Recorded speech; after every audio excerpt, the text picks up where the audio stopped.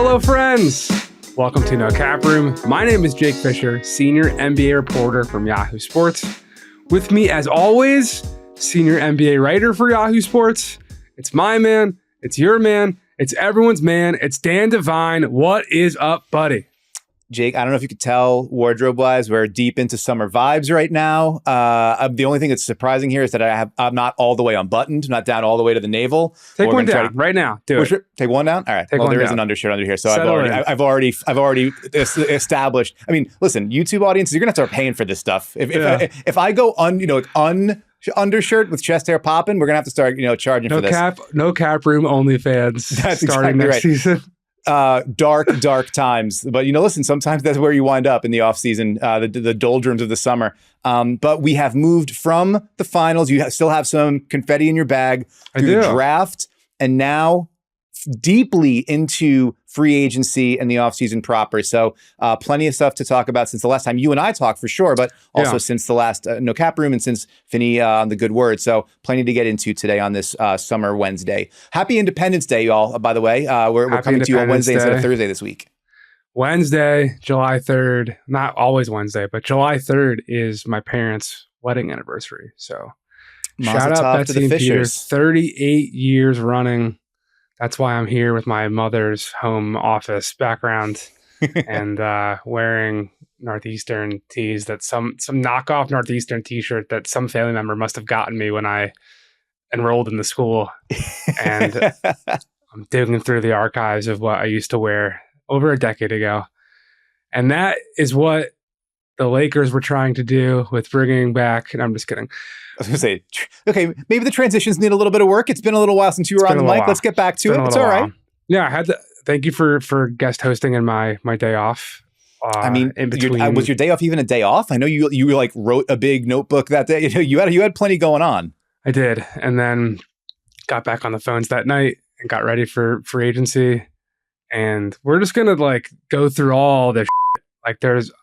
I made a brief appearance on the Dan Lebitard show on Monday, but I haven't really spoken into a microphone about the NBA offseason, especially not with a hard co-hosting hero of hard posting. That's right. I post hard. It's exactly right. So let's just dive in. We are going back to our intro segment. 5 out. 5 basketball news stories swinging the spotlight around the perimeter. And the first is the biggest, probably from a historical standpoint, the arguably greatest player of all time. LeBron James is staying with the Lakers. I thought you were going to go Wiseman up top. Thought you were going to go James Wiseman up top. But all right, no, we'll get around to him. Wiseman's interesting. But yeah, LeBron going back to LA on a 2-year deal, not a 3-year deal. He was eligible for a 3-year contract because of the over 38 rule. You cannot sign a 4-year deal. So the 2 years a bit surprising. The 1+1 is also whoa, LeBron's back in the year-to-year, hold the org accountable type thing. Plus a no trade clause is in there. But I think the big story here is that LeBron opted out of his player option and definitely told the Lakers. Our sources have confirmed that. He told the Lakers that he'd be willing to take less, and significantly less, if they were able to get someone of a certain magnitude. I've heard various names from Brook Lopez to, Jonas Valanciunas, I don't think was the guy LeBron wanted to take a pay cut for, but I love the idea that he was on the list. It made me feel really happy to see that Jonas's name got in there with the other, with Hall of Fame guys. Oh, that's wonderful. And you know what? Jonas Valanciunas is going to make sweet, sweet money being the starting center for the worst team in the NBA for a couple of years. So shout out to JV. Absolutely. He got paid. But yeah, I think when LeBron and his clutch camp communicated this, the goal was to get a dude. And I think the dude of all dudes for them, being that Paul George was not in play for roughly $20 million in salary. Obviously, he signed for a 4-year max in Philadelphia. It was Klay. And the moment Klay decided to go to Dallas, and look, I think Dallas is where he wanted to go ultimately. the fact that you've got his father who still is affiliated with the Lakers organization in some type of broadcast role, whether it's TV or radio, I'm not 100% certain. I apologize. But Michael Thompson, again, going out on Sirius XM and saying how disappointed he is that Klay didn't come home, didn't finish his, and like, there are people throughout the Warriors who I was talking to about this all saying, like, Klay's a West Coast guy, vibes, low key. Like, why would he go to Dallas? Like, why would he go to Texas? But, there was some, we'll get to Klay and the Golden State more. Let's keep it locked in on the Lakers. Sure. To me, all that's to say, LeBron doing this now, Wednesday, today, just kind of guarantees almost that LA is not going to be swinging some major move. Sure, they have flexibility to move D'Angelo Russell's contract and others to try to figure out certain things, but I don't really know if there's like is DeMar coming and changing the world for the Lakers even? You know what I'm saying?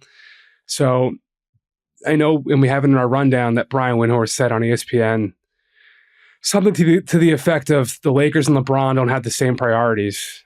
And like yesterday, while I was in between calls and packing up my room, and I put on a bunch of the different post-draft press conferences on YouTube, because sometimes you just pick up on something. It's just been so clear throughout JJ Redick's public-facing tenure now as the head coach. They just keep saying player development, player development, player development. Yep. They award Max Christie this contract, and it's hailed as a player development success story, even though Max Christie has not developed into anything of real consequence in Los Angeles right now. So I don't know. It is just a weird, like, half-in feeling from LA right now, right? Is that kind of what you're getting? Yeah, I mean, I think that it's reasonable to look at it and say, if you're not getting, I mean, Klay Thompson would have been a major help. They're always looking for more shooters around LeBron and Anthony Davis. Who isn't? Right. You could argue, another big man, whether it's Valanciunas or Brook Lopez or, a high level center who could, maybe take some of the wear and tear off of AD, let AD play more of a roamer role on defense. Like, he's forever sort of have in that push and pull of your best position, and the way you're most effective for us is at the 4, but at the 5 rather, but maybe you're more comfortable playing the 4. You could argue something like that would raise their ceiling. But I think it's reasonable to look at it and say, this team, this roster as constructed was not good enough to get out of the first round, or maybe could have been good enough against a team that was not the Denver Nuggets, but didn't get out of the first round. So what is the move that's going to get you there? And then if that one wasn't on the table, then what are you I don't think there was one home run swing. So from LeBron's perspective, you look at it and say, it's kind of a free roll reputationally to go, I will take a pay cut if we can make a big, but only if we're really raising the ceiling of this team, because that's I believe in this team enough that where I will take a big pay cut. And how serious an offer that is, I think depends on who you talk to. I know Ramona Shelburne and her sort of big Klay exit from Golden State postmortem this morning had it that it was going to be, he was willing to do something significant enough, and they were looking to make moves enough to offer Klay something in the area of like $4 and $80, which is a big, it's a big number and significantly above where he wound up with Dallas. So you can argue that, right? You could say like maybe that was a real thing. But if it doesn't pan out, okay, well, you get to go back and say, well, then in actuality, I will take my maximum salary. Thank you very much. And also, I will take a no trade clause to make sure that I just have the maximum control over the situation. And I will take a player option so that we can do this all again next summer, and I can exert as much influence as I can. Like when you reach LeBron James's level, obviously, you just, whatever, sprinkles and, cherries on top of the sundae you can get, you get all of them. And you look to, the value you can create is in control. So that's the level that he's operating at right now. It's the level he's operated at for most of his tenure in the NBA, certainly the last 15 years or so. When he wants long-term, he signs. When he doesn't, he keeps his options open. So in terms of where the Lakers can go, I think it's worth noting, I think it was Woj reported this morning that there's the structure of the deal, at least as we're recording right now, has not yet been finalized.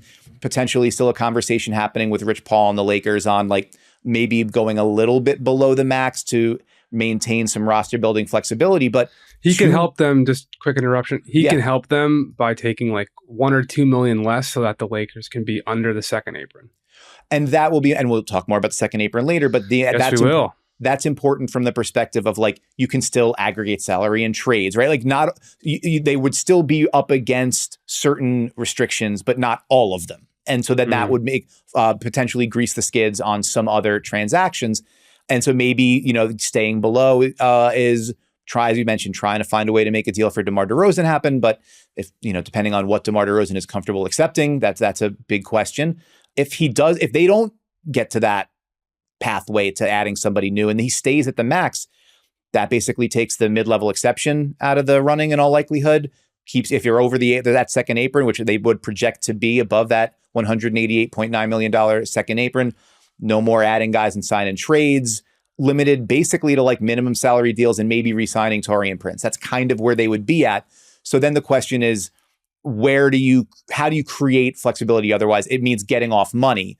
And so to me, I think the interesting question from there, and I don't know how much you are hearing on these things one way or the other, is like, what is out there for a like D'Angelo Russell who opted into his contract, or for Gabe Vincent, or for Rui Hachimura, Jared Vanderbilt, these guys who are on like mid-sized deals that if you could move them into somebody's cap space, then you open up some flexibility and some ways to add. But at this point in the free agent calendar, in terms of who's available still and who's not, and who's out there with cap space to import these guys, and what the Lakers would have to attach to do it, like it's a pretty tricky needle to thread, no? For sure. Especially, there's only a couple teams out there that are open for business in terms of trade into our space and give us a couple picks to do that. Gabe Vincent, I think, depending on the team, has more retrade value than others. D'Angelo being an expiring contract is something. I've been hearing since February that the Nets would be open to taking him back.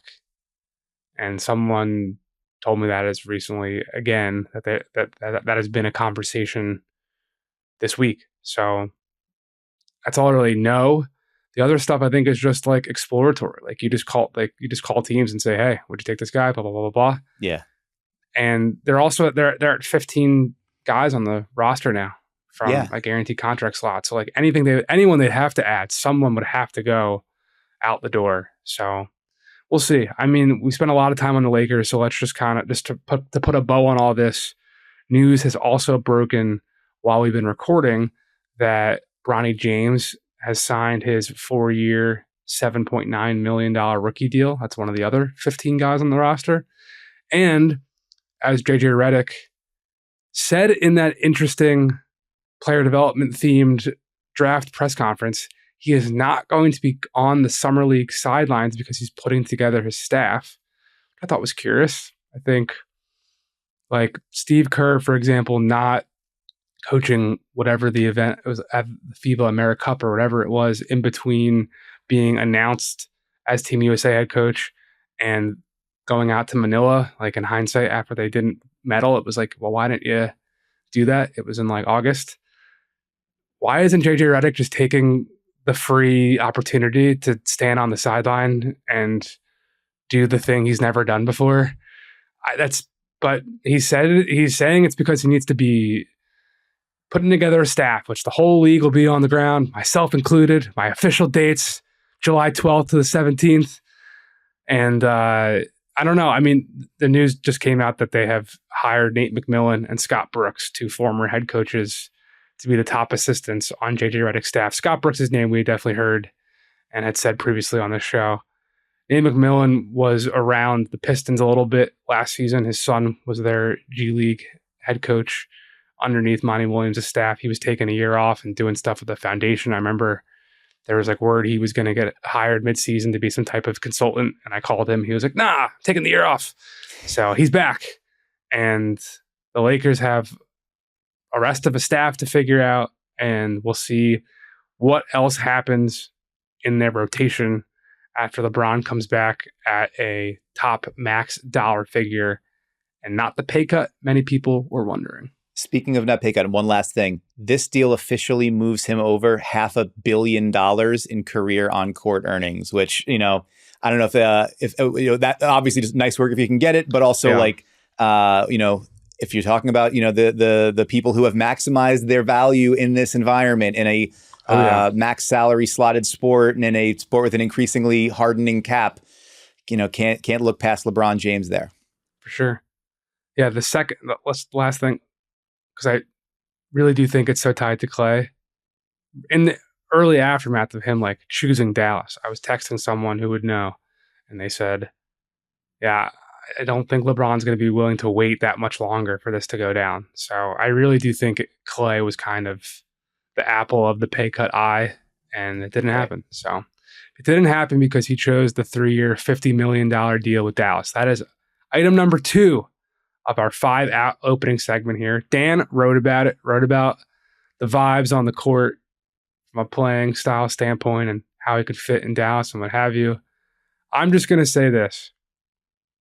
You got to give credit to Nico Harrison's front office with Michael Finley taking Luka's beer and recruiting guys and their cap expert, Andrew Baker, assistant general manager, Matt Riccardi. So many teams in this league, I think, operate from a standpoint of trying not to lose instead of trying to win. And that's such an adage that I think you learn in middle school basketball that is hard to hold up, admittedly, when you have $4 billion franchises and legacies on the line and what have you, and all this public pressure and people like you and I who don't know what's happening exactly in the room, telling them that they're doing their job in that room badly sometimes. Sure. Right. I get all that. But the Mavericks, by various accounts from my reporting, were going all in on getting KCP from Denver and bringing back Derek Jones. That was why they moved Tim Hardaway Jr. We talked about it when I was sitting next to all the confetti in the very immediate aftermath of Dallas's loss. That was their move, and they did. They sent Tim Hardaway out to Detroit. They bring back Quentin Grimes. But then, depending on whose perspective it was, what happened with KCP, I don't know the exact accounting because there's different perspectives, but KCP opting out and testing for agency all but ended the Dallas approach of him. And Derek Jones changing his representation from the guy he was with from the second he was an undrafted player and helped him, throughout his whole career, Aaron Turner, leaves for Rich Paul at Clutch Sports 4 days, files the paperwork 4 days before free agency begins. And technically speaking, unless it's negotiated between the two agents, you must wait 15 days for your next agent to be able to represent you. And in this new era, this new second apron CBA where you can negotiate with your own clients, Derek Jones's contract was all but done with the agent who he fired. And it kind of just created this super thorny situation where they weren't basically able to bring Derek Jones back. That's all I can really say definitively publicly that I know to be true. So Dallas, what do? They go out and they sign Najee Marshall, someone that we had written was a backup option for them. And they figure out a way to sign and trade for Klay. And the sign and trade for Klay sends out Josh Green, who you could absolutely argue Quentin Grimes might just be better than. I don't know if that's true. The Knicks basically said he's off limits in any Donovan Mitchell trade talk with Utah 2 years ago, and then sent him out the door to Detroit for Bojan Bogdanovic and Alec Burks, and then Detroit's is getting off him so quickly. So how good is he? We'll find out this year when he's in a contract year and he's in a real, contending situation. But Dallas just got better, and they just made the finals. And I'm curious for how much better you think they got, particularly because of the Klay Thompson addition. Yeah, and I think the enduring image from the finals to me was just how many wide open shots other Mavericks got that they couldn't make. And that because as the series went on, and Boston began the series saying, we are going to force Luka and Kyrie to create one-on-one. We are going to hug up on all these guys on the perimeter. We are not going to let them move the ball at all. And then as the series went on, they were emboldened a little bit more and more because whenever those guys got their opportunities, they were clanging them. And so then by the, as it went on, you were just like loading up behind or between Luka and the rim or Kyrie and the rim and saying, all right, Josh Green, go ahead and beat us. Dante Exum, go ahead and beat us. Maxi Kleber, go ahead and beat us. Derrick Jones Jr., go ahead and beat us. Well, one of those guys is now going to be Klay Thompson. And Klay Thompson, for, the myriad ways in which he has completely understandably lost a step at the NBA level. Dude much couldn't of that's walk for like 2 years. Yeah, I mean, he missed 2.5 years of his prime. Like he was, I think, 28 when he tore his ACL, and then like in and it was really long. 2019 was so long ago. Holy yeah. It's more than 5 years now, and he was at the peak of his game, like 30. He had just scored 30 points in 31 minutes in a finals game, and then got hurt. And so, like it is the fact that one of the things that I think, and this is maybe not like I don't know if it's a hot take or not, but a thing that I believe is true is the fact that he's even back to the level he is at now is like one of the best stories in recent NBA history. It was that a guy at the 22 finals, like him being not just there and healthy in the rotation, but like a fucking contributor. Yeah, was a lot. I mean, I remember being there Game 3 and just being like, man, Klay Thompson's Klay Thompson. It's pretty cool. It was tremendous. And so anyway, all that to say, the much of the postmortem reporting about Klay's exit from Golden State has focused on sort of how that deteriorated. And I think that there's something to be said for the looming specter, like being out from under the looming specter of you are never going to be who you were again. And you had this ownership essentially stake in what this became. You were part of the foundation of this dynasty. You will never be that guy again. And Steph still looks more or less like that guy. And Draymond Green, when he's on the court, often looks more or less like that guy. And Klay Thompson just didn't. But who Klay Thompson still is one of the highest volume, highest accuracy, catch and shoot 3-point marksman in the NBA still. Like at a level that 95 or 97% of the NBA cannot reach. And somebody who is a movement shooter in a way that once Tim Hardaway Jr. got out of the rotation, Dallas just didn't have a guy like that. So it became much more stagnant. It became much more isolation-based and went station to station. This could crack some things open offensively. I think the concern is on the defensive end, as you mentioned, and we've talked about this a number of times before. The Mavericks didn't really take off last season until after the trade deadline, and then even further than that, about a month after the trade deadline, Derrick Jones Jr. goes back into the starting lineup with Daniel Gafford, with PJ Washington, and the identity of we're like a pretty good offense, but we're an awesome defense.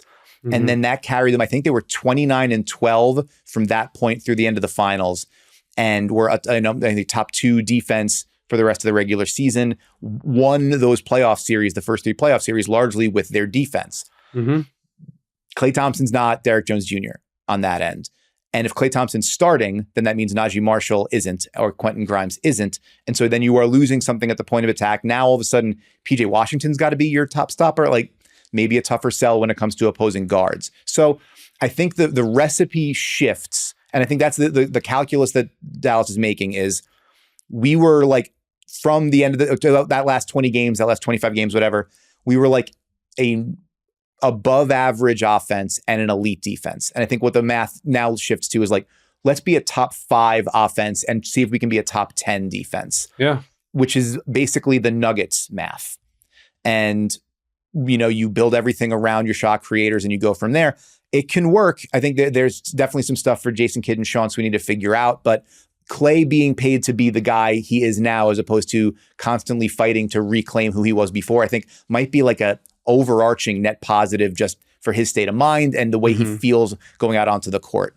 So I think that there's a possibility for a real positive improvement there for him. Yeah. Look, Klay Thompson is going to score over 20 points a game during the regular season. Tim Hardaway Jr. was putting up like 18 and was a leading 6th man of the year candidate for the first couple months.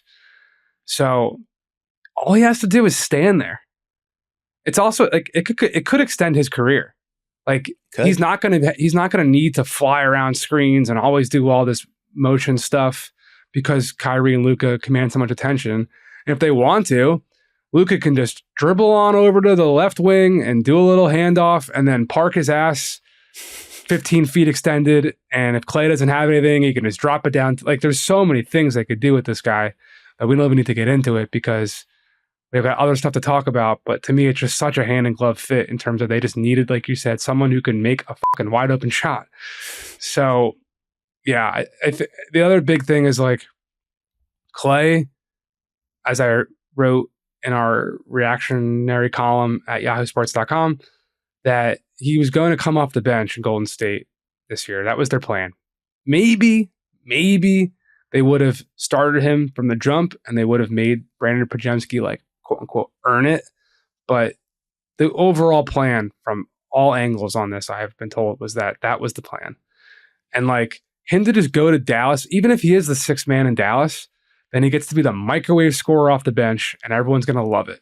In Golden State, everything he walked and talked and did was going to be a story. I remember being with Golden State in Atlanta the weekend before the deadline, and then they were in New York that week before, so I got to kind of like follow the Warriors for like a 3-game road trip, basically. And he got benched at the end of the Nets game, and Anthony Slater, doing his job, the great beat writer for The Athletic, like walks up to Klay post-game and is like asking him about what it's like and how hard it is to sit out the crunch time moments. That's not going to happen in Dallas because there's no history of him being this heroic late game, firecracker. And it's going to be such a better existence for him. And as someone who I've never like gotten to know Klay, but I feel a kindred spirit with him in many respects. I'm just happy for the guy that he's going to like get a fresh start and turn the page. Sometimes that's just what people need and organizations need, and he's going to get that. We're going to get a not fresh start in Cleveland because item 3 of our 5 out is Donovan Mitchell's long-awaited extension is there. 3 years, $150 million. After they went out and hired Kenny Atkinson, a large part of the coaching change and the hire was definitely to get someone in the door that would have supported Donovan's efforts to stick around. One interesting note is that it's not the 4-year with the player option that people have talked about. It is a straight 3-year deal, and there's a player option in year 3 of that. But the whole point of the 3 years is to get him out back onto the market at the 10 years of service where you can get access to the full 35% max contract that will become eligible to him. And like now the rest of what Cleveland does from here is going to be, I think, simple. Like they've been maintaining all throughout the summer. Now Spurs call for Darius Garland, not interested. Click, hang up. Like the Pelicans want Jared Allen. They're trying to figure out Brandon Ingram stuff. The Cats like Brandon Ingram, but we're not giving up any of our core 4. Click. Like, I don't really know how much more business is coming in Cleveland. I wouldn't say it's going to be anything substantial. That's just my read on it right now. Things can always change. But right now, and throughout this whole offseason, ever since Cleveland lost in the playoffs, it's been about changing the coach, figuring out ways to maximize Evan Mobley, and they are not trading any of their core 4. That's been their tone. That's been their message. They've stuck to it. Jason Tatum also not going anywhere, as we all expected. 5-year, $300, I believe, $14 million, which is one less than $315 that he was eligible for, which I don't have that 100% confirmed, but I have been told this is pretty dope. Do you know what 314 is, Dan? I'm going to guess his St. Louis area code. There you go. Yes. Pretty sweet move. And that's like, there's this kind of St. Louis fraternity in the NBA world. I think the tip of the iceberg, the most visual of those guys, the Bradley Beal, Tatum, Drew Hanlon crew. And they have all their people that are following. Big moment for St. Louis. So yeah, I think the most important Boston item 4 of our 5 out segment here is Wyc Grousbeck, the majority owner of the Celtics, announcing he's going to sell his stake in the team. The last sale we had in Minnesota went a little sideways. Still undetermined. Right. This, I think, though, Gabe Plotkin and Rick Schnall bought into Charlotte as minority owners first. They had a right of first refusal before Michael Jordan would have sold it to any entity. They buy the team at large. Steve Pagliuca, to my knowledge, who I was talking to post-game in the locker room, nose to nose, dripping sweat, like we were at a club. Sounds weird. We talked about it last time. It's a callback joke. It's not a joke. It's a callback fact. But it does sound funny. I agree. Yeah, that's why I said it. I would suspect that this will not be like a dramatic changing of the baton here, but the timing is pretty interesting, being that they're about to have the most expensive basketball team known to mankind, the history of the universe. Yeah. And it's not getting any cheaper anytime soon. And the second apron stuff that we keep alluding to that we're going to fully dive into at the end of the show is only going to make it more challenging and more expensive. And the repeater tax is coming and blah, blah, blah, blah, blah. So pretty sweet to go out with your second ring, hang it up.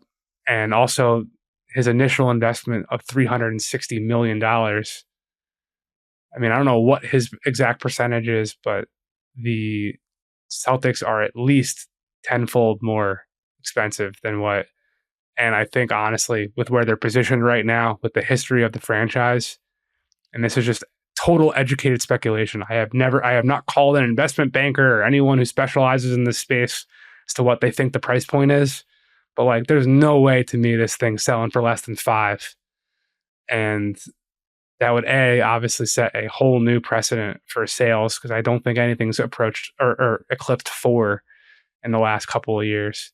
So it's going to be interesting to see how that all unfolds, but also more interesting to see if once the dust settles, the new ownership makeup will be as committed to this current group to pay to support a champion, because of course this team looks as positioned as any to compete, even though this is the age of parity and the new landscape is supposed to encourage that. And the Knicks got better. The Nets did not get better. No. The Sixers got better, and the offseason is still young. Who's to say what Milwaukee and Miami can still do? Cleveland certainly thinks that with a year of growth that they will be one of the better contenders. Orlando got better. So there's not to say that the Celtics are going to have another cakewalk through the East again. The Pacers, in theory, should continue to grow. But it's a very interesting time for Boston to be potentially changing hands. Yeah, a couple of numbers on that. One is, in addition to the Tatum contract and the fact that Jaylen Brown last summer had signed the largest contract in NBA history, now supplanted there, the Celtics this week also extended Derek White, 4 years and $126 million. They brought back all their reserve bigs, Luke Cornett. They're expected to work on a Sam Hauser extension too. Yeah, so like Luke Cornett, Xavier Tillman, Neemias Queta, I think is how you pronounce it. And then, picked up Sam Hauser's option, may extend him off that. We will see about whether or not they bring back O'Shea Brissett. But they're basically bringing back the entire roster from last year with adding Baylor Shireman. Run it back. Yeah. And then bring in first round pick Baylor Shireman on a first round picks guaranteed deal. All of that puts the Celtics in line for something like, obviously next summer there's going to be the Al Horford question, and there will be more roster spots to fill in next summer. But just with the guys that they know are going to be around for the 25-26 season, they're in line to pay an estimated $230 million with still some roster spots to fill. And then with the higher luxury tax rates, as you mentioned, the repeater tax, that would put them in the ownership on the hook for nearly $500 million in total spend for that season, not next season, the one after. And so the fact that they do those deals, they sign those extensions, and then right away it's basically like, and the team's for sale. This might be a get out while the getting is good kind of time. The pessimist in me, and you and I talk often about my pessimism. I do wonder, there's part of me that's like, well, all right, the Bucks guys got out, MJ got out, Cuban got out. the Celtics guys are getting out. I'm like, is this one of those, like, all the rich guys are figuring out how to colonize Mars while our planet dies type situation? Like, is this, we just got the TV deal done. Let's cash out now. Because we have a concern about the health of the league moving forward. But that, again, might just be my pessimism. Maybe it's just a simple fact of, like, when Forbes values your asset at $4.7 billion, and that might be low, maybe a good time to get out while the getting's good. Yeah. Our last item on 5 out, the big man in the corner, James Wiseman, 2-year deal to join the Pacers. Still only 23 years old. According to our rundown here, only 2 weeks older than Lakers rookie Dalton Knecht, although one of them is a fluid athlete and can shoot a basketball. And the other... Hey, listen, you never know. James Wiseman going to Indiana. Maybe he's the new Miles Turner in a year or two. Who knows? Maybe so. It's just him being in the news again, and he was going to find a spot. Like, there's still enough that you see that is going to reserve his opportunity to be in this league for at least a 2-year deal, 2-year minimum deal. I would imagine. I don't know the terms of that. Haven't checked it. It's just him. He is more emblematic right now to me of, like, some of the misdoings of Golden State trying to pivot in the post Kevin Durant era. And I hope for him that Indy being, like, his next home and not just, like, the place that he got discast from Golden State to be, like, part of the Detroit, whatever the hell they were doing the last couple of years rebuild. He's not just, like, in a reclamation front court room with Marvin Bagley and others. Like, great, arguably the best point guard in navigating pick and roll and feeding the big man that we've got in the league right now, and Tyrese Halliburton, the Miles Turner stuff you said. So we'll see. We will see if he can be rehabilitated into something more. But yeah, it's just another kind of weird Golden State thing that this offseason has kind of been. Yeah, I mean, the tying up that loose end makes a lot of sense. And I think for Wiseman, the issue, like, he was also a guy that maybe was pretty adversely affected by, I mean, not that the pandemic didn't adversely affect everybody, but he played, 3 games at Memphis, and then that was the pandemic through 2020. I'm going to steer hard the opposite and say it helped him because there was some still mystery intrigue of him being... Sure. Yeah. I mean, I don't know if he goes number 2, if he plays a full season at Memphis and people see what he has been since. Okay. I'm talking about from a development perspective. Like, he barely played, and then the league didn't exist, and he didn't have a training camp, and then all of a sudden he shows up and he's supposed to be the starting center on the Warriors, and play like their super specific style that it was not at all what he was supposed to be, right? So I think got a ring though.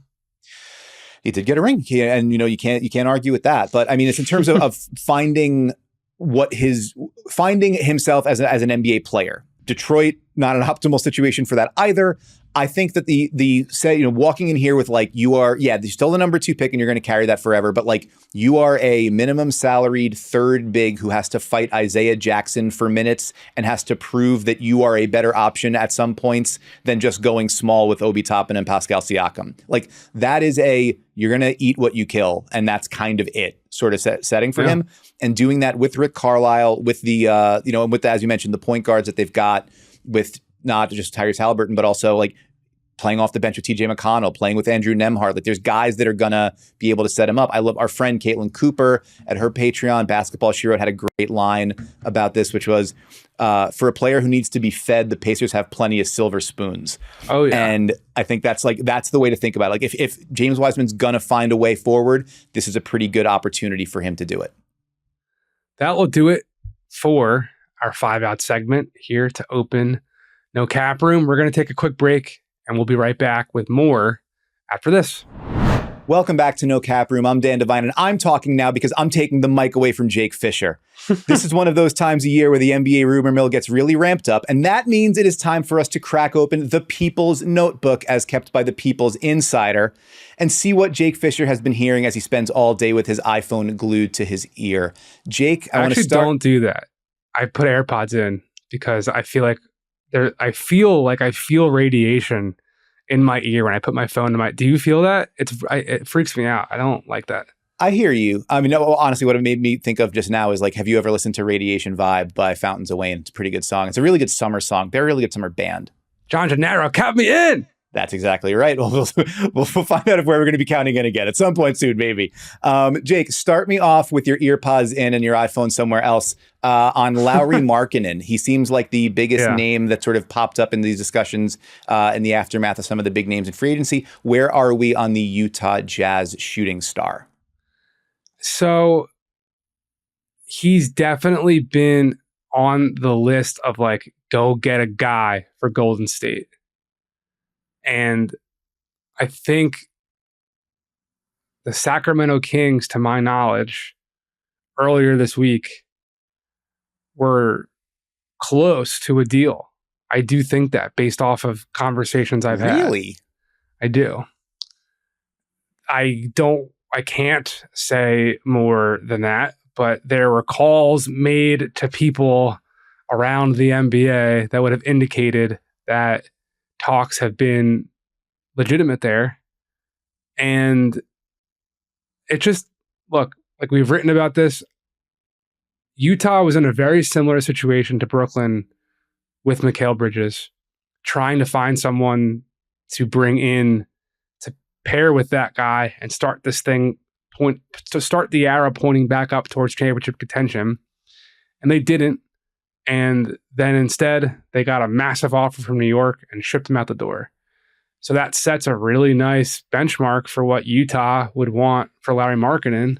Well, wait a second. You mean to tell me that Danny Ainge might set a high bar based on a previous transaction? That doesn't sound right. Yeah. And like, look, I've still been told that Utah prefers to keep Lauri and renegotiate and extend him. They can't do that, though, until August 6th.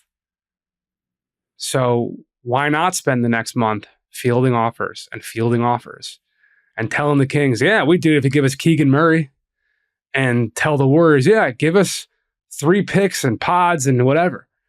And, you know, San Antonio is another team I keep hearing is on the periphery there too. They just got more picks from Minnesota to give up that 8th slot. Like it doesn't hurt to listen. I still don't think he's going to get triggered. As someone told me, Justin Zanuck, the GM of Utah, told them, there is a 10% chance that Utah is conducting their business with a 10% chance they're going to move him. But you're telling me there's a chance. Yeah, right. I mean, 10% isn't 0 or 0.5. That's up there. And I know you can't necessarily say, for sure who's in offers and not. But what I can tell you is if I'm sitting in Danny Ainge's chair, yeah, Keegan Murray is the first name that I'm coming up with. And I'm also noticing that the only pick that the Kings have encumbered right now looks like it's still that 2025 first to Atlanta from the Kevin Huerter deal. So still plenty of first round equity going out to 2031 for the Sacramento Kings. So that would be a place to start, I'm guessing, if I'm Danny Ainge in that conversation.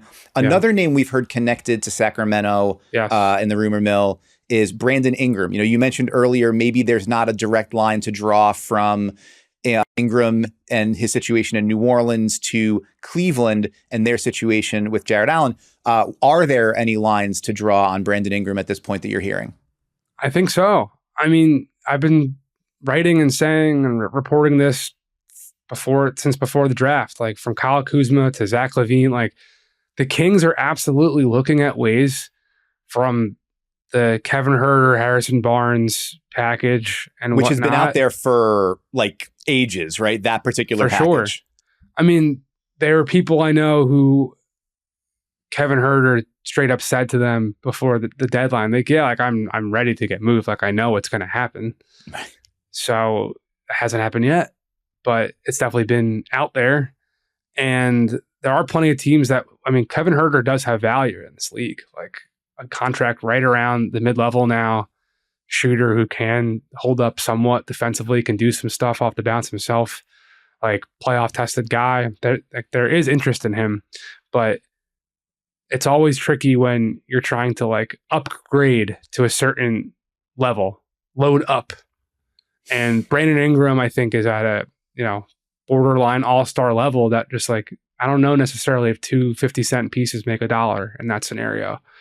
It could, in theory, if you're like a rebuilding team that could then retrade those guys. Like if you're Portland taking back Malcolm Brogdon and Robert Williams and think, oh, well, we could just turn around and turn Malcolm Brogdon into something as they paid more to go get Denny Avdija. We'll talk about that later. But yeah, I think the Kings clearly have a group, and they have had a group of wings that they are trying to figure out how to get. Lauri Markkanen and Brandon Ingram, I think, are either 1A or 1B or somewhere at the top of that list because they are just by default two of the best players who have been like, besides Paul George and Mikal Bridges, anybody else that's on the board, like, are they better than those two guys? I don't even know. I don't even know if Mikal Bridges is as good as them. So it depends on the eye of the beholder there. So yeah, I think Sack's involved, but also the Ingram stuff is a little bit different from Markkanen's, being that Markkanen, they have this, month-long window before the August 6th renegotiate and extend thing. Brandon Ingram's been talking extension stuff, his representation with the Pelicans for weeks now, and they're still trying to come to an agreement before necessarily getting to the trade stuff's definitely being discussed, but I think there's still also an opportunity for him to extend right now. They could do that today, in theory, and that would take him out of trade talk for a little bit. Lauri Markkanen will be someone bandied about and teams will call about through the month. And especially look, the Utah Jazz were not trading Donovan Mitchell all summer, even after they traded Rudy Gobert, 2 years ago. We all go to summer league, executives meet, they rub shoulders, they try to be seen sometimes in the stadium to have the rumor mill think even maybe something is happening. Oh, if David Griffin is meeting with Monty McNair and it's seen, well, then maybe other GMs will see that and feel like they have to pounce. Or Danny Ainge talking to whoever about Larry. And that summer 22, I remember I was literally at the airport waiting to board my flight out of Summer League. And someone texted me, hey, Donovan it's a thing. He's on the market now. Wow. And it started that stuff can so I just say all that to say the offseason is still young. It seems like free agency is winding down, which it is. But yeah, once everyone congregates in Las Vegas, there will absolutely be opportunity to stoke these coals. And that's also a week away. Who knows what could happen. But right now, I think those two guys are absolutely two guys to keep an eye on, and keep an eye on for Sacramento in particular. It's wild, or maybe this isn't wild. It feels wild to me. Which one do you think is older, Lauri Markkanen or Brandon Ingram? I would think BI. He's 4 months younger. He's May 97 or he's September 97 and Lowry's May 97. So it just feels, and I think part of it is we just sort of forget about the entire Chicago portion of Lauri Markkanen's career at this point. It's he kind of didn't exist before he became an all-star in Utah. But Ingram, a somewhat tricky fit because of the contract reasons, as you mentioned, the idea that you're going to need to extend him, that he's at a fringe all-star level at this point, but also somebody who operates primarily in the mid-range, seems most comfortable at that part of his game. Another player with a similar sort of profile at this point, although dramatically older and further on in his career, DeMar DeRozan, also has the Chicago connection going back to Lowry. We are now at a place where it seems like a lot of potential lily pads for DeMar DeRozan to jump to in free agency are gone. What are you hearing about the Bulls all-star guard, where he might be able to move from here on out? Well, just a quick thing, because a thought just popped in my head. The DeMar DeRozan sign and trade that sent him to Chicago, the Spurs were in on bringing Larry back then. So to me, it should not be a surprise that they are one of the teams calling right now, especially being that they have one Victor Wembanyama in the front court. no one, any team that's in on Lauri Markkanen, it should not really be a particularly big surprise because you're like For 7 foot movement shooter who's like in his prime. Yeah. And, you don't have to envision ways he can fit. The shooting and the size makes him fit pretty much everywhere. Some of these other guys a little bit trickier in terms of the volume and the accuracy and the willingness to play in that role. The other thing too, is I reported Minnesota. I saw Mike Scott at Hoops Hype has reported Minnesota's interest in Larry.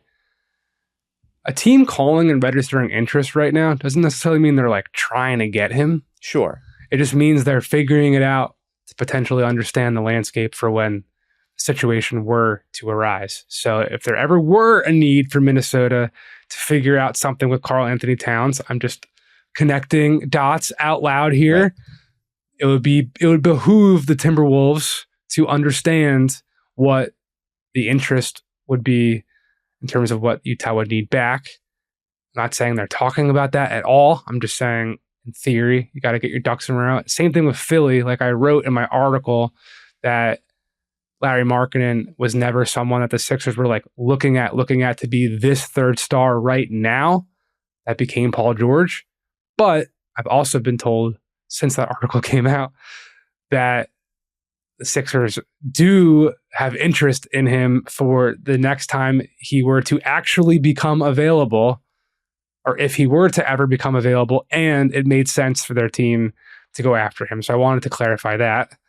To DeMar, we're kind of in a similar situation where he was when he signed and traded Chicago, or Larry almost got involved in that, because there was all this talk about, maybe the LA teams, and I was reminiscing with this with someone with the Clippers in my conversations about all the Paul George stuff over the weekend. Like both LA teams were hopeful that DeMar would be willing to take the mid-level or even like something as small as the biannual to like take a hometown discount and come on home. Does not seem to be something that DeMar DeRozan is particularly interested in. No. And like there's been all this word that DeMar would be a top backup option for the Clippers if Paul George leaves. Like I was advised by someone that I trust who's in the situation that like that was not an option for the Clippers. And like they were thinking of ways to open up at least the taxpayer mid-level, and they got a way to get it to all the full mid-level to bring in Derek Jones. They didn't use all of it, right? They still have that 3.3 million left or whatever it is. And there's some opportunity for Chris Dunn to come via sign and trade that still is yet to be determined while they're figuring out Russell Westbrook trade stuff too. We're really going all over the notebook right now off the top of my head. To bring it back to DeMar, yeah, I think he is arguably the biggest piece still on the board. There has definitely been some talk of potential double sign and trade of him to Miami and Caleb Martin back to Chicago. I have not gotten that confirmed as like a serious thing that's being discussed, but people in the league have definitely talked about it. But outside of that, and outside of there being some type of sign and trade to the Lakers where D'Angelo Russell goes back and he can be a salary close to like the 20-ish that I think DeMar would like right now, I don't know where he's going. I don't think they know where he's going. I've been told that there's not really a rush either, that like teams are still figuring out all these, like the DeJounte trade is still incomplete and open-ended. The Mikal Bridges trade is still open-ended. All these sign and trades can be turned into 5 and 6 team deals to create trading player exceptions here and other stuff there to leave open optionality and flexibility for a lot of different guys. So where he falls still seems pretty undetermined right now. I haven't checked with anyone who would know about his situation this morning before we recorded this. So if something comes out today, my bad. But the last I heard as of last night when I went to sleep was that, I think a lot of these guys are being patient. But it does seem very, very clear that he's not going back to Chicago. Yeah, I was going to say, the only thing I feel like I can say pretty conservatively is that after the Caruso for Giddey trade, after re-signing Patrick Williams, after bringing in Jalen Smith, like Chicago is not an open door for him. So he's going to have to go find another one. And as you mentioned, I mean, like there's whatever is not, if there's not an option that's there right now, there's no harm in him waiting. You didn't find the first off ramp at the beginning of free agency. You didn't find that optimal situation. Give the market some time to play out. You can understand him saying like, I don't want to take the mid-level, or at least the reporting being not, he's not ready to move down that level. Like, he just averaged 24 points and 5 assists a game last year. Like, yes, he's going to be 35 years old, but he's clearly still got skills that are valuable in this league. Fourth quarter scorer, positional size is at the wing. Like, he's a guy who's a ton of playoff experience, tough as hell. Like, what you're going to get in him. The idea of finding a match in Miami makes a ton of sense to me. Remains to be seen whether they can do that.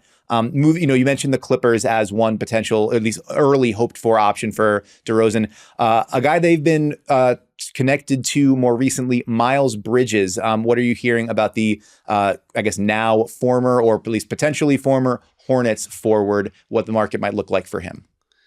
I think if you gave both Clutch Sports and Charlotte true serum, I think they both would say that their preferred scenario would be a sign and trade for him elsewhere. The Clippers would be that in theory.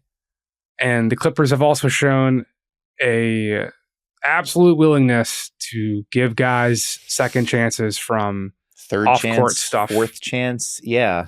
From being the first team to bring Josh Primo back from like founded sexual assault stuff with exposing himself to team psychologists and whatnot. Just got him cut from the San Antonio Spurs. From Kevin Porter Jr.'s off-court stuff with a alleged domestic violence situation in a hotel room with his girlfriend that is far murkier than the Josh Primo thing with a he said, she said legal dispute that then but still an arrest on felony domestic violence charges. Of course.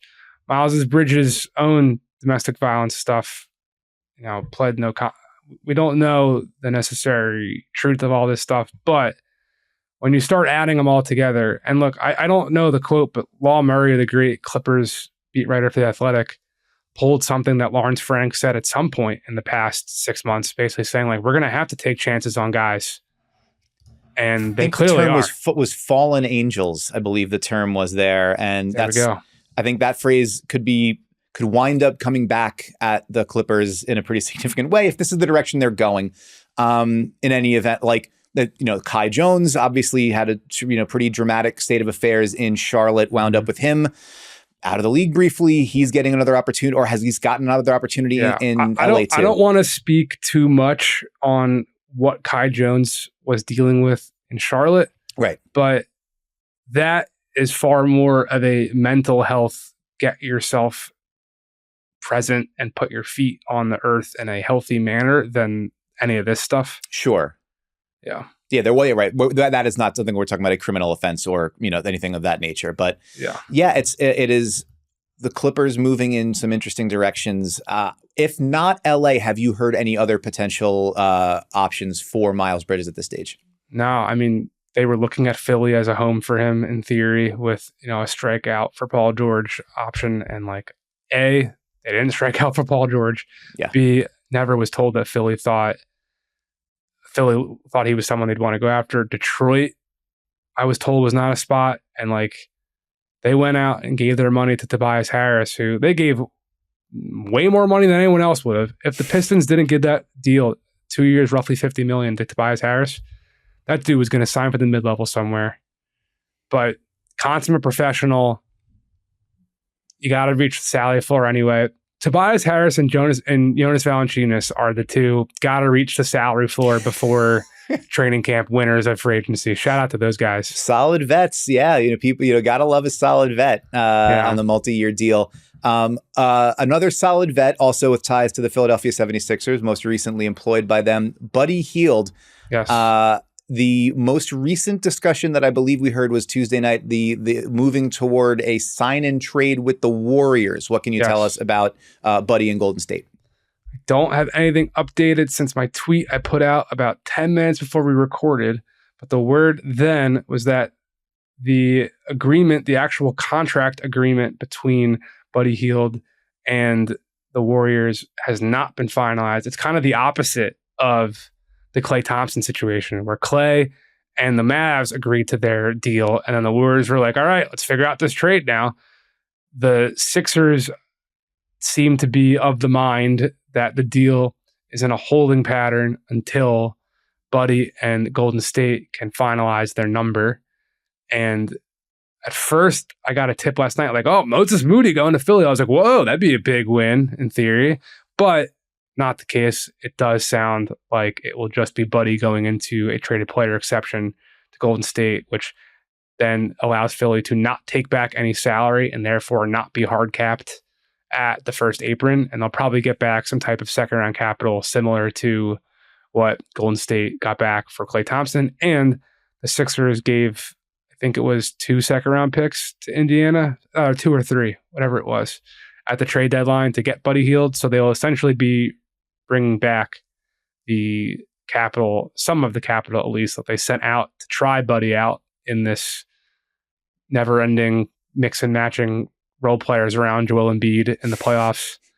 And I mean, I knew Buddy to be one of the people on Golden State's list of guys they thought would be willing to take part of the mid-level and what have you, depending on how things broke out. So I'm not surprised, but I think that also, if you're looking at this from we were trying to make all these huge moves and our answers to losing Klay Thompson and Chris Paul, even though like both those guys weren't world beaters, they were, very valuable contributors to that organization. I think it's not a bad overall return. Like Kyle Anderson, DeAnthony Melton, and Buddy Hield are veterans and pros, and they've been there. Buddy only made his first playoff run this year and was basically a non-factor before flamethrowing in the final game for Philly. But Kyle Anderson's been, he was in the Western Conference Finals last year, deep playoff runs before. And DeAnthony Melton was a huge piece of turning Memphis into like a real threat in the West. His back, though, is just a question mark. And if he's healthy, he'll be absolutely worth it. Interestingly enough, he's the only guy to sign for the full mid-level so far this year. So that's like something just to keep in mind, because I remember I went on Nate Duncan's show before this all started, like Friday, I think, before it all started, maybe 2 Fridays ago. Yeah, it was before the weekend of what would have been Game 7 when I had a wedding. So it was before the draft, the Friday before the draft. And I said, I'm skeptical for the, middle class of the NBA. I don't think any of these teams want to give the full mid-level out. And that's really been the case. There's been one.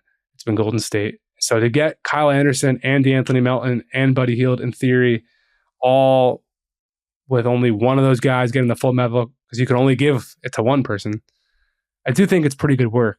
It's just a little bit of an underwhelming return for all this stuff. Yeah, I think if the upside of a team where you bring back, obviously, Steph and Draymond, rather, not Steph and Klay, Steph and Draymond, you bring back Gary Payton II and Kevon Looney, you bring in Kyle Anderson, DeAnthony Melton, Buddy Hield, you've got year 2 for Brandon Pajemski and Trace Jackson Davis. Like, there's Andrew Wiggins, obviously one of the biggest sort of men of mystery in the league at this point in terms of what you can sort of anticipate and expect from him. Jonathan Kuminga, Moses Moody, like there is a pathway here to a pretty good team. And if the Warriors were already like at best a pretty good team with what they had last year, this is now a pretty good team that does not cost them luxury tax dollars. And so I think that's the idea moving forward, right? At least for right now, for ownership. Like we've paid a ton of money in the luxury tax for years to compete for championships. We don't think this team is competing for championships at this point. So let's reset the repeater tax count for us, and we'll try to be as good as we can and see what our optionality looks like. But I think for right now, that's probably as far as they're going to be able to go. And now I think that's as far as I'm going to be able to go. Jake, take the mic back. I'm getting kind of tired of hosting. Yeah, I mean, I appreciate you setting me up for a bunch of shit. And now we're going to call this quick. We got 2 more segments left. We appreciate everyone rocking with us. But as a consumer of podcast media the last couple of days, I feel like I want to just listen to two dudes rambling about all this stuff because there's not going to be much to talk about from mid-July on. So let's ramble and unspool thoughts while we can. But let's keep this. Do you feel like we haven't been rambling for most of the last year plus at this point? Like, do you feel like we've been a real focused, narrow cast podcast? I think people want the back and forth. They want the unplanned. They want the off the cuff. They want the Danisms. And oh God, please don't tell me there's a list of those someplace. I've been keeping a mental one for sure. Oh no! And I say them to myself every night when I close my eyes. I don't like any part of this. I want fewer instances of you imagining things I said before you go to sleep. Anyway, Jake, set us up for another segment. This segment we're calling "Who's This Guy?" It's a great name for a segment. I wanted to call it "Who's This Guy?" Who's this guy? You can sing whatever you want. That's fine by me. In the tone of New Girl. Who's that girl? It's Dan. So we gave player comps for Paolo Banchero. We asked Dan to give some comps for my rec league championship performance. That's right. Oh, I just knocked something off my mom's desk. I don't know what that was. It'll be okay. Who's that guy? Today, just to help members of the NC Armada who might be a bit of a casual, we are going to help here. All welcome. All are welcome. Come on board, sail these choppy seas with us, crack open a canned seltzer, have a time. Today, we have each picked one player that has switched teams in free agency, and we're going to give some comps to help you better understand what is coming in the door. So, Dan, who's the guy that you want to say a bunch of silly stuff about? It's Isaiah Hartenstein. So, yeah, if the parameters here are switch teams. So, one of the main guys that switch teams, I don't think you guys need a whole lot of comps for Paul George. You're probably pretty familiar with his game across the board. Isaiah Hartenstein goes from the New York Knicks to the Oklahoma City Thunder, 3-year, $87 million deal. Huge payday for Hartenstein. And I think that fans probably became a little bit more familiar with his game in the playoffs during the Knicks run through the first and second round. Mitchell Robinson's hurt. Isaiah Hartenstein is starting, playing a bunch of big minutes. Guarding Joel Embiid, playing a huge role offensively in the second round against the Pacers as the rest of the Knicks all atrophied and died. Left-handed floaters a plenty. So many floaters. But so the goal here is like who, if you were trying to envision his game, let's think about it. And so I have a bad brain, so I like to frame these in the form of jokes. So here we go. The lowest of keys, healthy Bill Walton. Okay, I see it. Useful Nurkic. That's a drive-by. Which, I mean, it's mostly because his name is Yusuf, but useful Nurkic. These last couple, I think, are going to maybe, bulge some eyes out, but we're going to go with it. Not Victor Wembanyama, but like Ty Wembanyama. Might not be a bona fide win, but like Ty's pretty good. I guess it depends on how much you like your sister, but like, and then the last one I have here is either indoor voice DeMarcus Cousins or bound and gagged DeMarcus Cousins. Oh my God. Indoor voice is a little not NC-17 version of that one. It's a little quieter. That's the reason that I bring it up. And so the reason that these are the names. You compared him to Victor? The reason that these are the names. Here is a list of guys who have averaged 15 points, 15 rebounds, 5 assists, 2 steals, and 2 blocks per 100 possessions for a season. So not like overwhelming scores, but like reasonable scores, hammering the glass, able to move the ball, get their hands on in the passing lanes, and also protect the rim. I'd be curious. This is just something to think out loud. Yeah. I'd be curious to see, because the other stuff is great, but just the 5 assist, 2 block group would be an interesting one. Yeah, I would imagine also not particularly large. Yeah. But that list is not very long, and it's a bunch of Hall of Famers, right? So there's Kareem Abdul-Jabbar, Charles Barkley, Kevin Garnett, Vlade Divac, Anthony Davis, I think on the trajectory to get there. Vlade Divac is a nice name for Hartenstein. Right? Really good one. Now, not the flair as a passer, but like big guy who can move a little. I mean, before Vlade got a little older in his career and he wasn't able to move as well, he was like up and down the floor. But from the elbows, dropping passes to cutters and stuff like that, which is something that Hartenstein has flashed in his game, did more of working off of Jalen Brunson in the two-man game and some of the Knicks and their dribble handoff stuff last season. That's a skill he brings to the table. A guy who was on that trajectory, Hall of Fame bound before injuries, was Boogie Cousins, where it was like, a guy, again, there was a reason why after the injuries, Golden State wanted him to be a, pick and pop big and an elbow sort of hub, why the Nuggets picked him up to be a backup to Nikola Jokic. Stylistically made some sense there. Who else had been a backup to Nikola Jokic before he got moved on and then wound up sort of elevating up in his career? Isaiah Hartenstein, stylistically makes some sense there. And Victor Wembanyama. Now, obviously, I am not saying that, and obviously Isaiah Hartenstein also on that list. I'm bringing it up not because he's not on that list, not just because it's a cool list of names, but Isaiah Hartenstein's on that list. I'm going to say a cool list too. Led Zeppelin, Bruce Springsteen. Yeah, right. Isaiah Hartenstein there as well.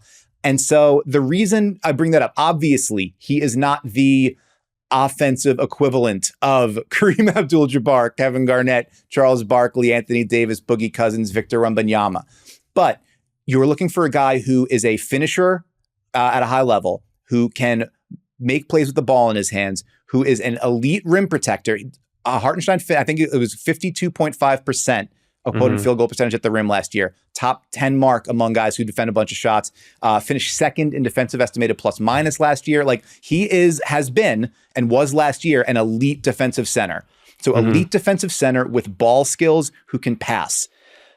There are not a ton of those, and he is one of them. And so I think the interesting thing, given that, is that Oklahoma City had, they were a 5-out team. They wanted their bigs to space. They wanted Chet Holmgren picking and popping. They didn't want anybody cluttering up the passing lanes. Hartenstein isn't a shooter like that. He did do some shooting in LA when he was with the Clippers, I think, but only maybe like 30 or 40 attempts, something like that.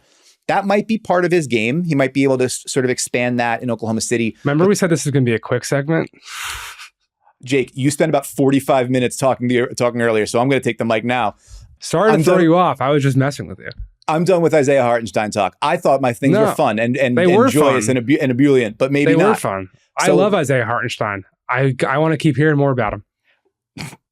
Well, if anybody wants to hear more about Isaiah Hartenstein, they can read Jake Fischer's story on why he was going to be the best big man on the market from May, because Jake saw this coming and he was exactly right. Hartenstein, a huge addition for Oklahoma City, and I think bound and gagged DeMarcus Cousins is a pretty good comp.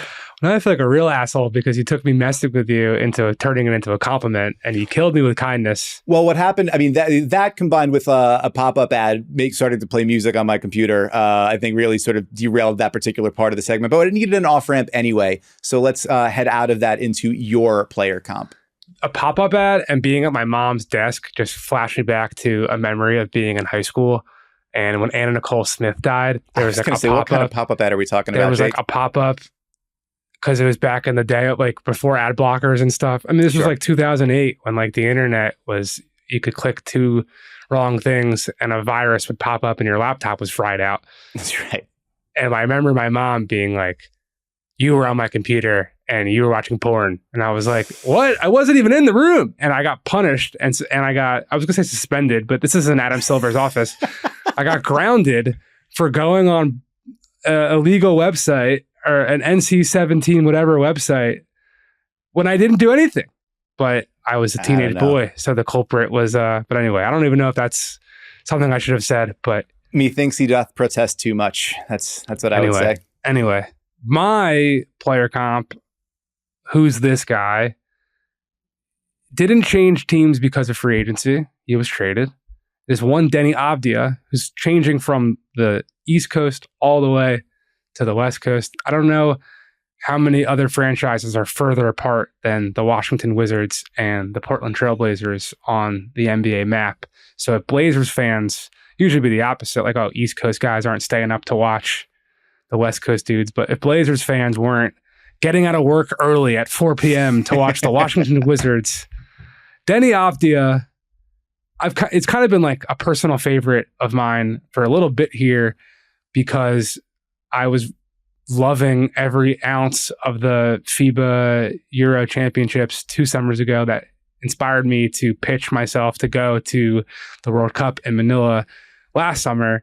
And watching Denny do like hero ball stuff for Team Israel was kind of sick because he wasn't doing that in the Bradley Beal era Wizards. After Beal gets moved out the door and for Chris Paul and Jordan Poole comes back and it's this kind of weird, like, what are we doing in Washington year?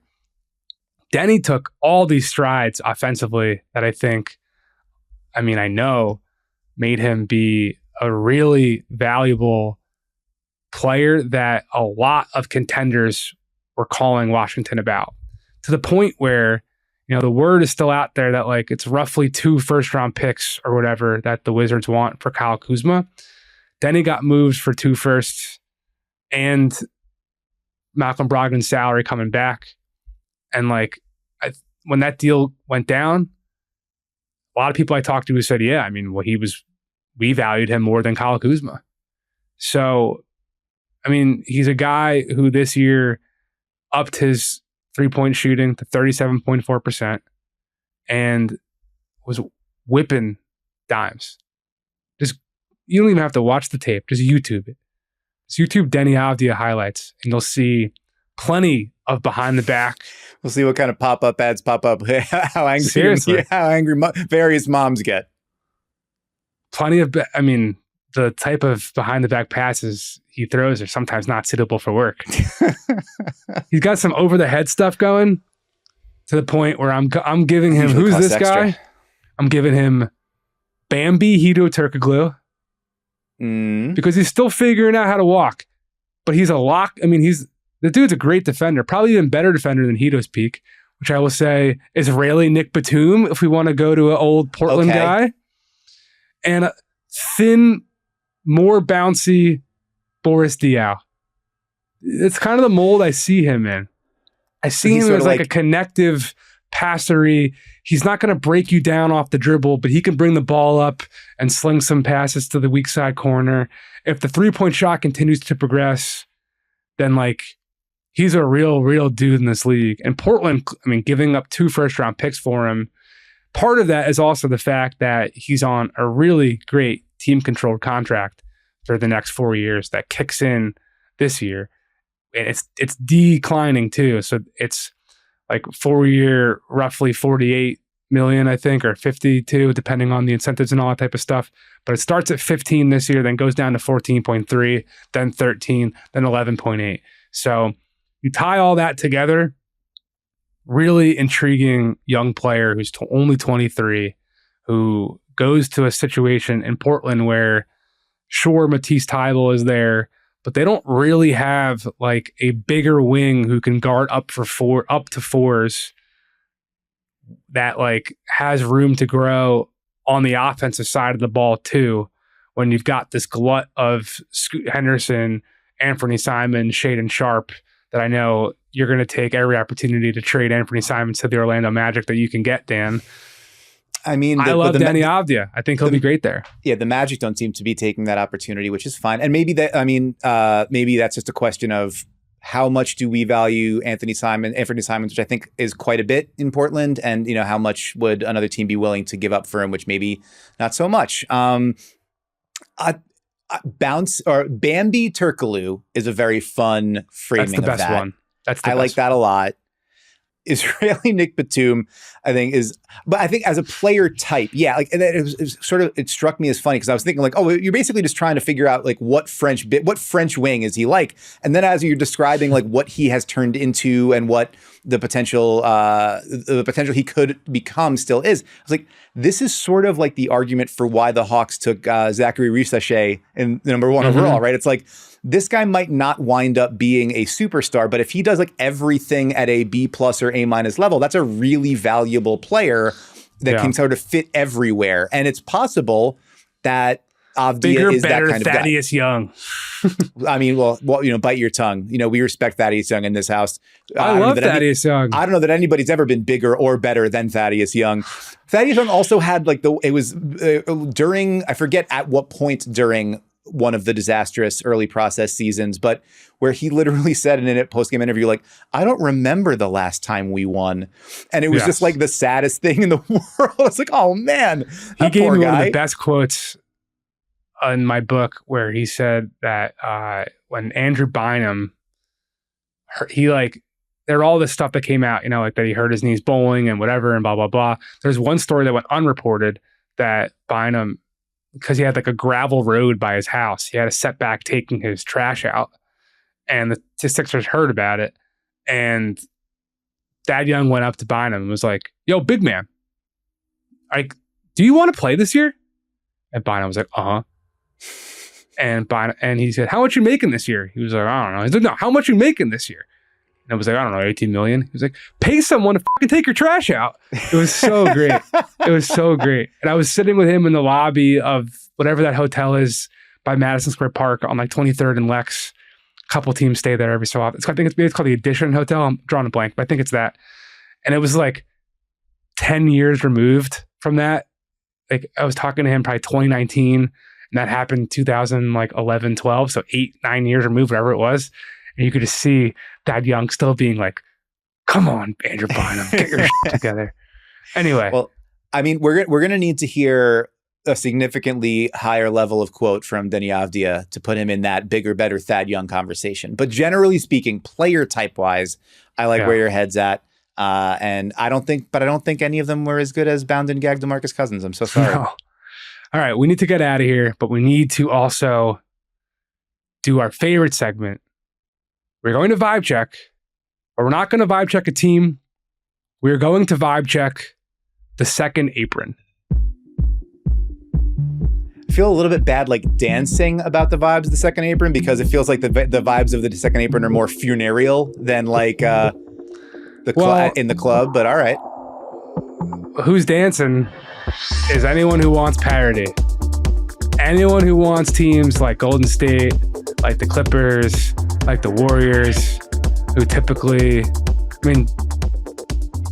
I said Golden State, Clippers, Warriors, Nuggets I meant to say. The Nuggets are not a typical... You just really meant it for the Warriors. Yeah, I really meant it for the Warriors. The Nuggets are not the typical, we're just going to pay the tax, it doesn't matter.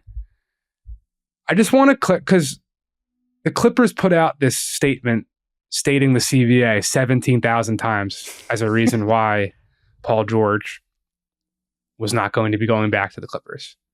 And I've heard many esteemed colleagues in the media and people online for sure being like, man, what an excuse. Like, second apron, boo-hoo, the Clippers, blah, blah, blah. I think the general NBA public needs to understand what the second apron really means. And it's not you're barred from aggregating contract. It's not just that. It is all that in one respect. The barred from aggregating salary and all that stuff. It's the fact that we wrote about this a couple weeks back.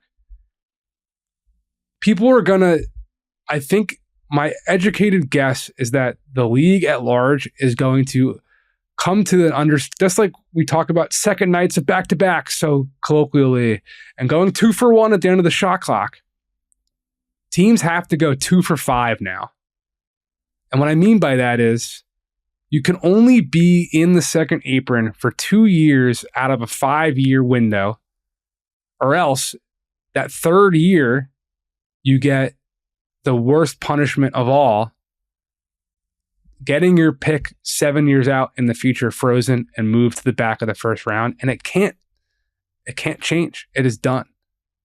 Like, once it's frozen, it is frozen there until you have a 5-year window where you were not in the second apron for 2 years in that 5 years. So with the Clippers in particular, my understanding of the situation with the Paul George trade talks with Golden State, I've heard plenty and seen and read plenty of Golden State saying like, well, we made offers. Draymond Green said on his show that the Clippers just didn't want to help Paul George get to Golden State. Well, if you look at it from the Clippers' perspective, first, with Paul and them not wanting to go above 3 years, there would have been optionality for them to figure out, because this all starts now. So 24-25 would be year one. 25-26 would be year two. 3 years from now, the third year of Kawhi's extension, what would have been the third year of Paul George's deal. Now you're in the frozen pick. You're out of the 2 out of 5, you're in 3 out of 5. There would have had probably some optionality in that final year to get out if they needed to. James Harden only signed a 2-year deal. So, that being said, the Clippers wanted to do that because they didn't want to go all in for these guys who were 34 and then be stuck with them retiring after these 3 years, be stuck the next 5 years with no optionality at all, their picks out the door to Philly in certain years there, and then also have their next pick that in theory would help them like frozen and be like a pretty bad team. The post KG Paul Pierce Celtics without being able to trade for all the picks to restart this thing. And when you bring it to Golden State, why would the because Jonathan Kuminga, to my knowledge, not on the table.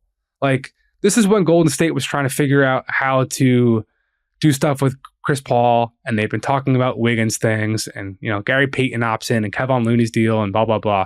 And there would have had to have been some other chicanery for Golden State to get under the apron, which they could have done by just waiving Chris Paul, to be able to aggregate salary anyway to make that type of stuff happen. But like, from the Clippers' perspective, to my knowledge, they had no interest in taking back the same amount of salary for Paul George that would have kept them in the second apron hell that they were trying to avoid with Paul George, but just with worse players. So Golden State, again, this is just my third-party objective reading of the conversations there. An oversimplification of it was just Golden State trying to say to the Clippers, well, you don't want to lose them for nothing, right? And the Clippers were kind of like, yeah, we rather would than take back all this other stuff that's still going to hamper us moving forward and be worse than if we had Paul George. So that 2 out of 5 thing is something that I think fans need to really wrap their arms around. Because you look at like Minnesota, part of why they're trading their 2031 pick, the only pick they have access to for Rob Dillingham, is because Mike Conley's deal expires after the first 2 years of this 2 out of 5 window, right when like Rudy Gobert's will as well. And then they will have Rob Dillingham 2 years left on his rookie deal after those 2 years. It's all going to be a game of musical chairs of trying to not be in the apron for 3 out of 5 and just 2 out of 5. So that, to me, is the aspect of the second apron that people have not recognized and fully understood, particularly about the Clippers, but also in general. Everyone, rightfully so, looks at all of the punishments from the lack of aggregation ability, the lack of exceptions. You can't take back $1 more in trades. Can't use traded player exceptions, all that type of stuff. But like, it's the 2 out of 5 frozen pick thing too that I think puts like a bookend on the jail cell. Like, if you are willingly paying into the second apron, you are giving yourself a jail sentence.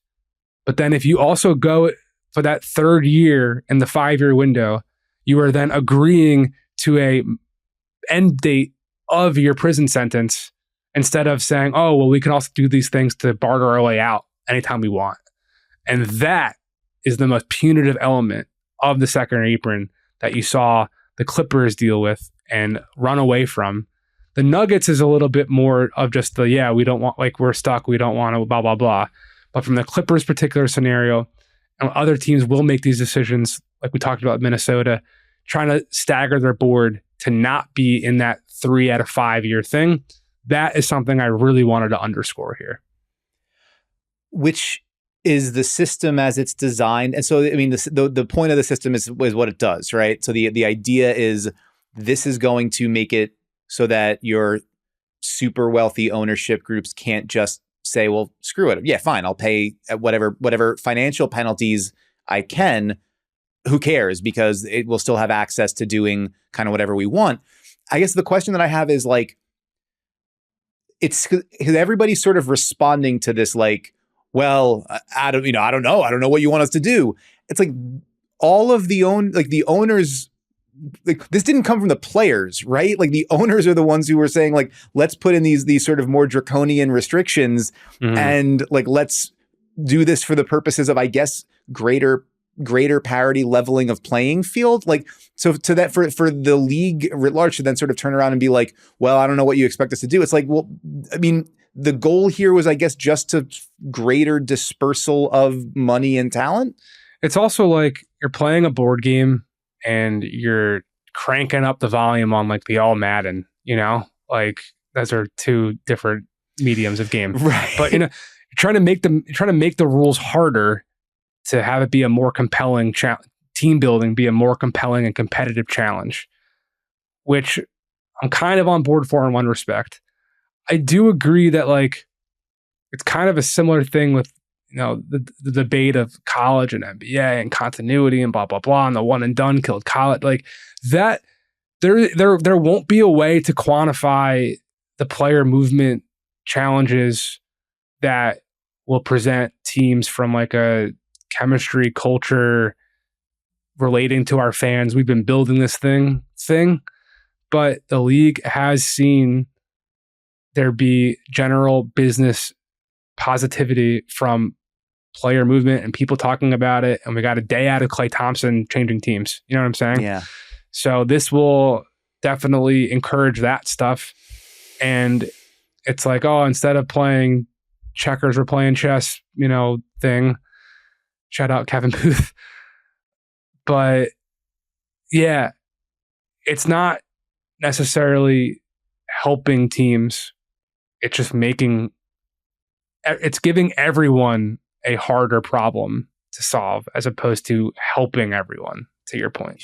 Sure. And so this is a segment, at least theoretically, that's about feelings.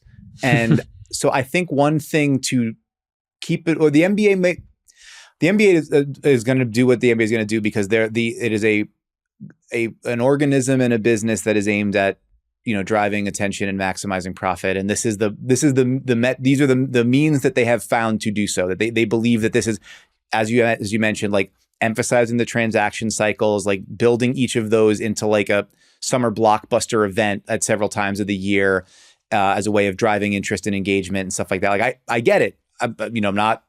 Obviously, we benefit from that pretty dramatically. Mm-hmm. I wonder if. And maybe it's just the adjustment period and transition to a new way of understanding things that like, as people look at it and go like, I don't understand what the hell this thing is and why it exists and why I have to, like, as I'm looking at why can't my team bring this guy back or why can't the team that I root for sign that guy because in 7 years its pick might get frozen. I wonder if that aggregates or redounds to eventually like a negative experience from a fan perspective of, I don't like, yes, we get excited for who we can sign, but yeah, we got a day out of Klay Thompson signing with Dallas. A lot of that from my perspective was we got a day out of Klay Thompson leaving Golden State. For sure. Because he mattered there. And like that is a relationship that I think we are unlikely to see very many of moving forward because the prime mover in Golden State, Joe and OKC, baby. Maybe, I don't know. But like the prime mover in Golden State is Stephen Curry. And maybe Stephen Curry gets to be the one guy who's there forever, right? And maybe you get your occasional ones of those. But the other guys that are also there for the balance of their careers, like that, those guys matter a lot to people and to the way that we as individual, like human beings, emotionally experience the lifetime of giving a shit about these teams and what happens to them more than just like sim to end. Did you win the championship? So I understand, like if we want to use the all Madden comparison, like if this is a league that's about, do the owners and executives have the hardest problems to solve? Okay. I don't think a lot of people follow the league that way. And so I'm interested in like what the actual like emotional experience of following a league where this is the way the rules go, how that will be, what that'll mean for people and how they will relate to it.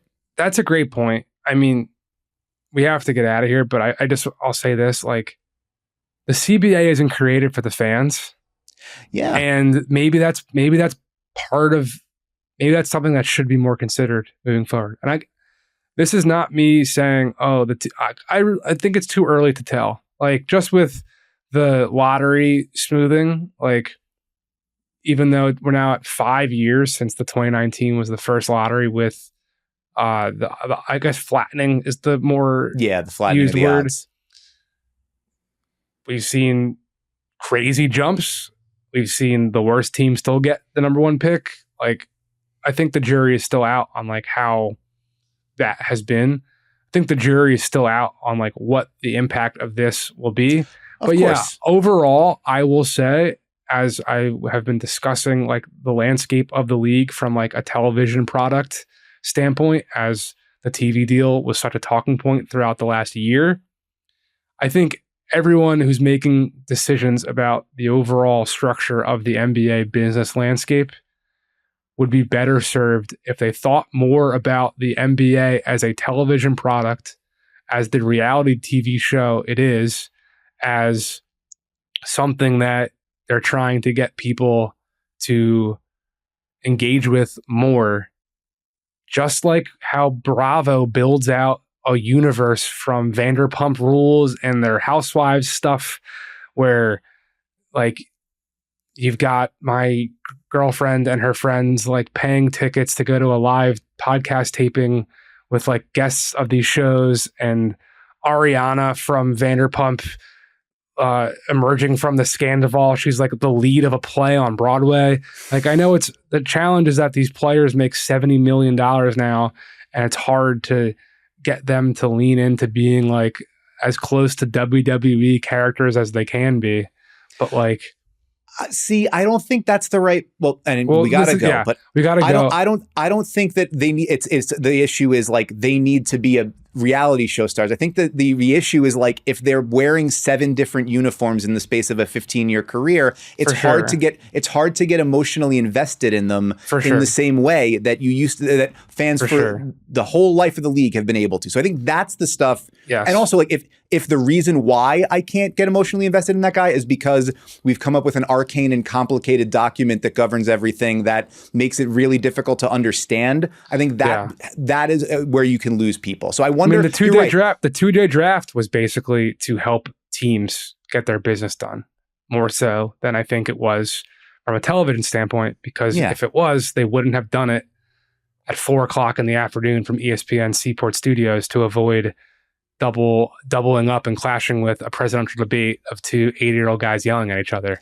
So I understand that the numbers are what govern the day and that feelings are not numbers. I just don't want us to completely lose sight of the fact that the feelings are why a lot of people give a shit about this. That's what I think we should maybe focus on a little bit more. And we appreciate you dealing with your feelings and listening to our feelings here on No Cap Room. We appreciate super producer John Gennaro for doing all the things to make the show look and sound great.